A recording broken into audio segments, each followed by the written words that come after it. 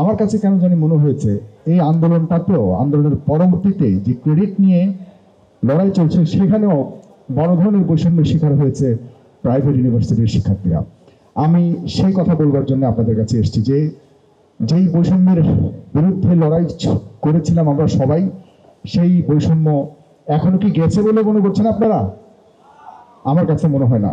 আমি আজকে একটা স্ট্যাটাস দিয়েছিলাম সকালবেলায় ফেসবুকে আমার ব্যক্তিগত আইডি থেকে।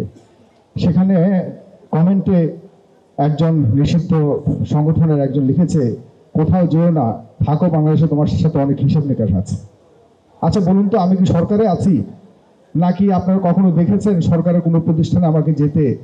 নাকি আমি এসছি বাংলাদেশে 9 বছর পর, 9 বছর 9 সেকেন্ডের জন্য বাংলাদেশে আসতে পারিনি। এক্সট্রিম মশার কয়েল প্ল্যান্ট ফাইবার দিয়ে তৈরি, ডেঙ্গু, চিকুনগুনিয়া বাহি সহ যে কোনো মশার বিরুদ্ধে দেয় এক্সট্রিম সুরক্ষা। আর এখন এসে যখন কোথাও যায়নি, আমার বাসা আর আমার প্রতিষ্ঠান এর মধ্যেই আমি সীমাবদ্ধ রেখেছি। কোনো অনুষ্ঠানে কোথাও যাইনি, আমি বহু জায়গা থেকে আমি ডেকেছি, কোথাও যাইনি।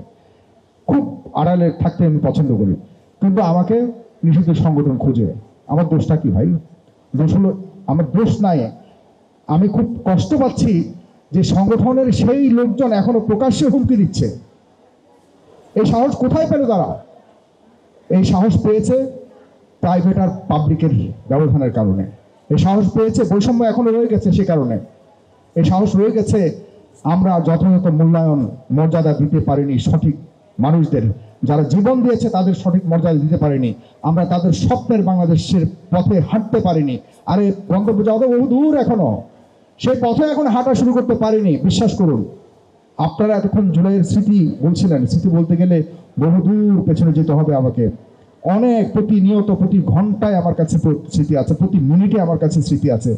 আমার কাছে মনে হয় না আমার থেকে বেশি স্মৃতি কারো কাছে আছে, কারণ আমি প্রতিটি মুহূর্তকে শুধুমাত্র হৃদয়ে না, একদম পুরোপুরি ভিডিওর রেকর্ডের মাধ্যমে ধারণ করে রেখেছি।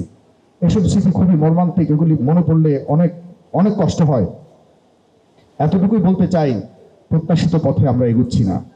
আমাদের সবাইকে ঐক্যবদ্ধ থাকতে হবে, না হলে সবাই আলাদা আলাদাভাবে আমরা বৈষম্যের শিকার হব, এবং সেই বৈষম্যের শেষ যে অবস্থান সেটি হলো ধ্বংস, অনেক কষ্ট।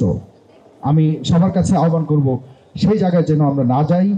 আর ফেস দ্য পিপল সম্পর্কে আমি বেশি, আমার স্মৃতি সম্পর্কে আমি বেশি কিছু বলতে চাই না।